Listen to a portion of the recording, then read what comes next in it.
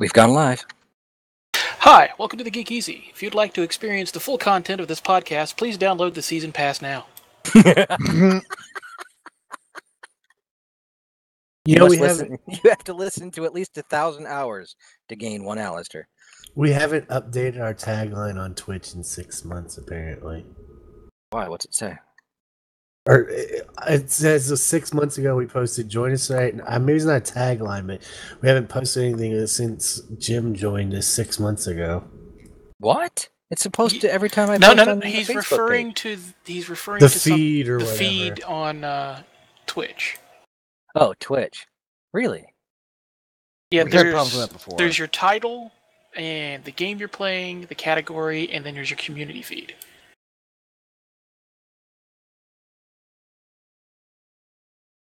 Interesting. What's it say? Let me open it up. Ah, finally. What's up, Fire? Jim, there he is. Did I miss the opening? No, not yet. We just literally went live. you missed something, I'll tell you. The door opened and a Fig Newton entered. Oh, hey, Figgy. Let's see. Yeah, 6 months ago, join us. Yeah, 6 months ago, join us at 9 p.m. EST as we welcome Jim Bray of the Outer Rim Science Fiction Anthology Series. Well, That's the last thing that was posted. We've been welcoming him for 6 months. It's a very slow process. This is a slow burn. Oh, I should probably add a post, huh? Did we ever figure out where Jim dumped Tade's body? Who? I don't know who you're talking about. Don't say too much. You might be next. All right. Well, let's get to the whole opening thing, and we'll reconvene after that. And I think we're just going to jump right into the EA thing since we were already on that before the show. Oh boy! I just have one word: Clipples. Clipples. We'll get to those too. All right. We'll be back. 60 seconds or so. The podcast is intended for mature audiences. The opinions expressed do not reflect this station or any affiliated partners. Listener discretion is advised. Ladies and gentlemen, welcome to the Geek EZ.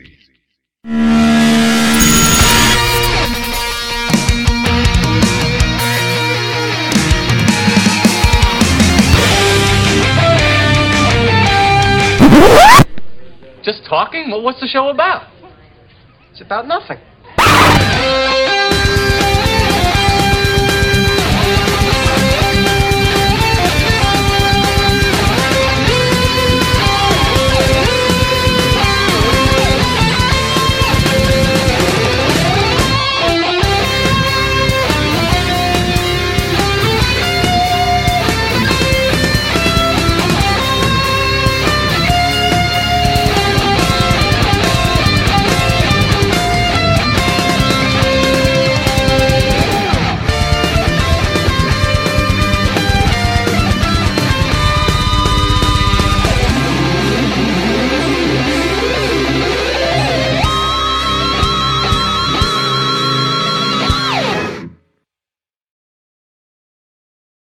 Thank you for enjoying the Geek EZ intro. To continue enjoying our content, please purchase the High Ground paid DLC. Now with 100% more hello there memes.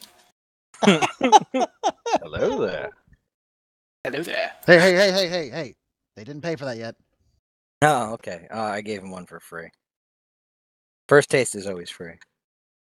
Wish to listen to the full-length version of the opening theme, please purchase the E-Rock Extreme theme. Oh my god. Well, you know what? Now available now for just 3,000 Geek I highly doubt that anybody For more Geek EZ contributors, please purchase loot crates. hey, don't be throwing loot crate out. Yeah, okay. No. Loot crates is kind of a thing everywhere. Loot crates in this term is referring to lockboxes. Yes, lockboxes. Yeah, they're loot crates though in EA stuff, right? They're not considered lock. They don't call them lockboxes. I don't know what they're actually. Things. I think they're just called crates. Either way, that was just a dumb idea anyway. What a screw job, guys! Good grief! It really was, because you know what? I played the beta for the couple of days it was out, and yeah, I mean, I must have been having internet issues because it was glitching on me a little bit here and there, and I was having time jumps and stuff. But Gameplay wise, they changed enough that it made me go, wait a second, how come the controls aren't working the way they should? And I had to go back in and reset everything to play that game. But it's a gorgeous game, but the rest of it was just, you couldn't do anything. It's like, you want this gun, you got to work for it. You want this, you got to get this. You want that, you got to get this. I'm like, come on. You want to breathe there? You got to get this. By the way, they claim to base the original cost of the hero unlocks on stuff they got from the beta. Which is bull. There's no way anybody played it that much to pull in heroes. You had to get lucky, and there was a game of chance, I think, or they were like in the crates that you got. You could there was a chance of something, so you could have got it there. But the ridiculousness of it all is what was it? They said they just dropped it 75%, right?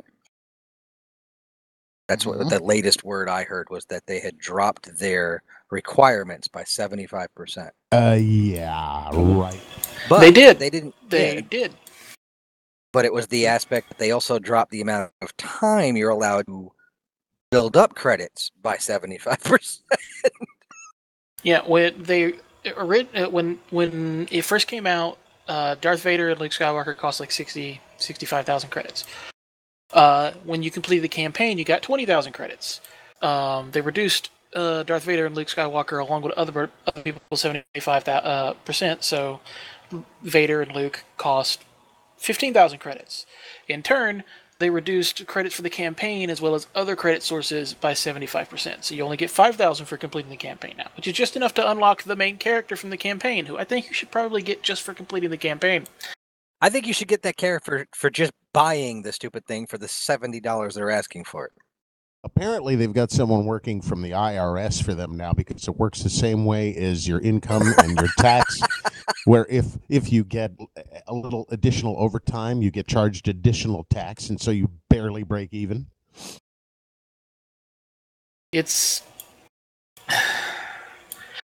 I watched a playthrough of the campaign. The campaign itself is wonderful and shows what can be done if a company that loves Star Wars is allowed to do what they want to do.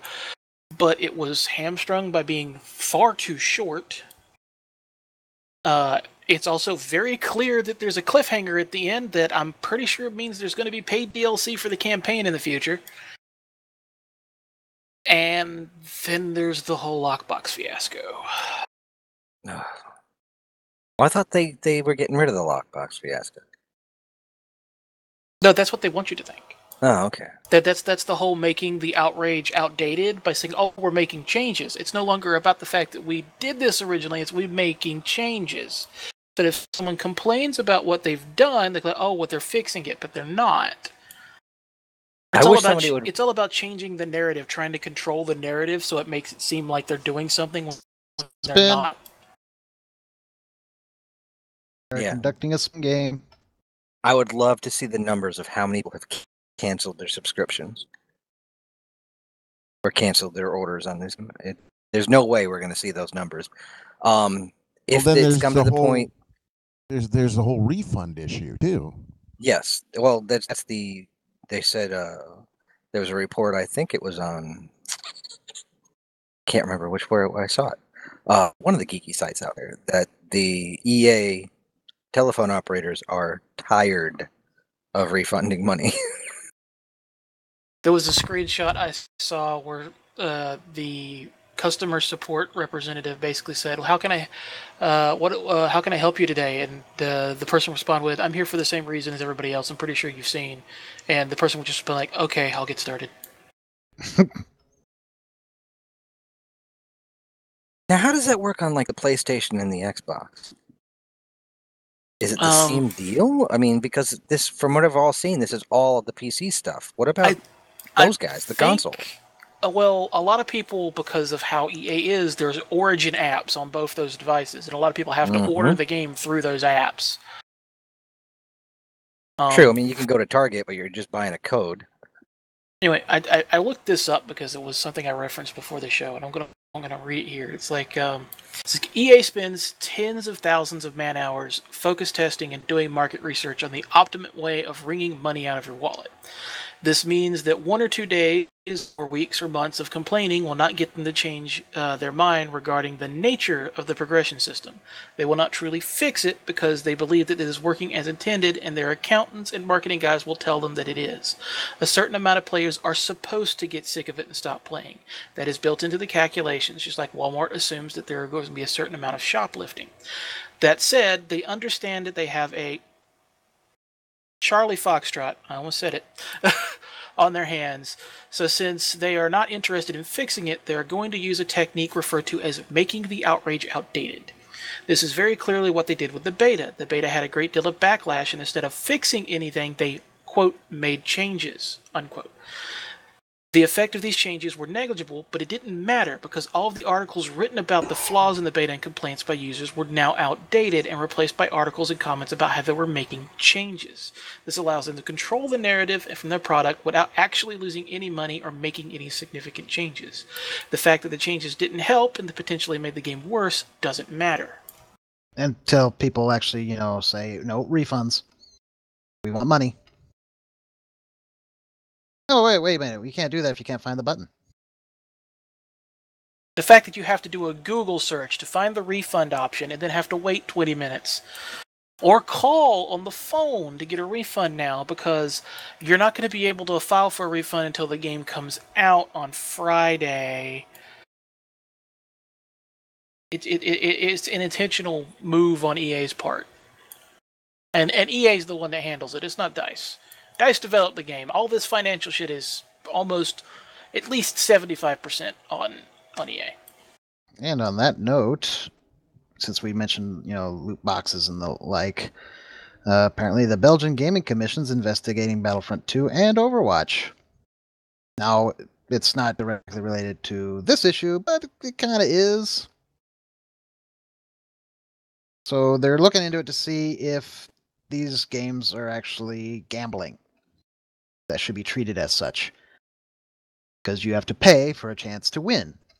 And this is something game companies don't want to happen, because Belgium may not seem like a big issue, but if Belgium does it, then other countries are going to start looking at it, and it's going to be a tidal wave situation. Well, the other weird thing is, depending on how, I don't know a whole lot about legal stuff in the EU, but with Belgium being part of the EU, there's a good chance that any ruling Belgium makes applies throughout Europe.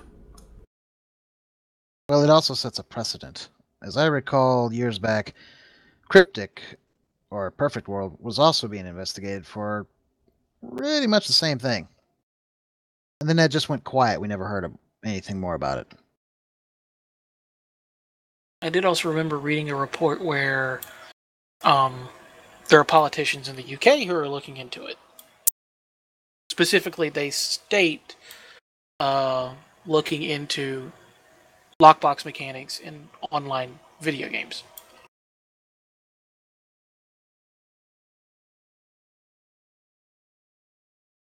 The whole psychology behind this shit is just...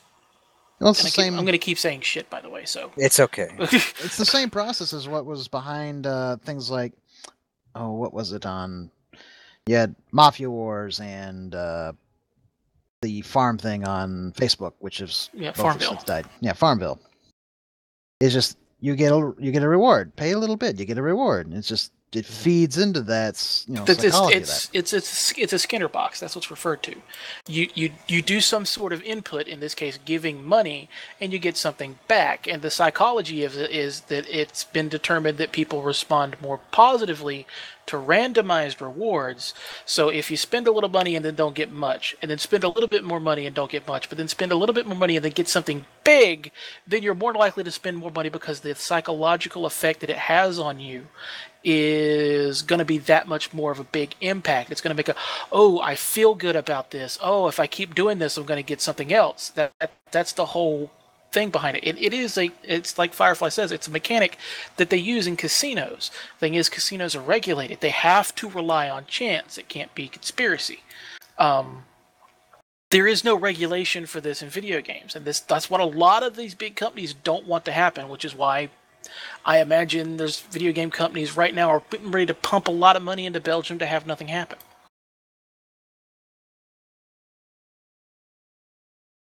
Well, it may not work quite that way though, because over there they seem to be a bit more stringent about things like that. So who knows how this is going to turn out? And Firefly is absolutely 100% correct. It paying for a chance to win is exactly a gamble. That's it by definition. And if you're using the same tricks as casinos, I'm pretty sure it's still a gamble. Well, I think part of what he's referring, what's being referred to with the whole pay to win thing, is going back to games like Ashran's Call and everything. I mean, you had people selling high end items on eBay. That's not a gamble though. No, Yep. but it's pay to win. Yeah, well, this particular case, pay to win is not what it is part of what we're talking about, but it's not the root. It's the gambling aspect. It's the chance part of it.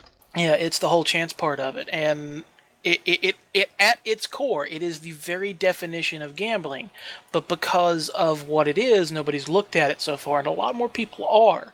It's become a big enough issue that government officials are starting to, in certain countries, are starting to look at it. It's going to, and that has people sweating.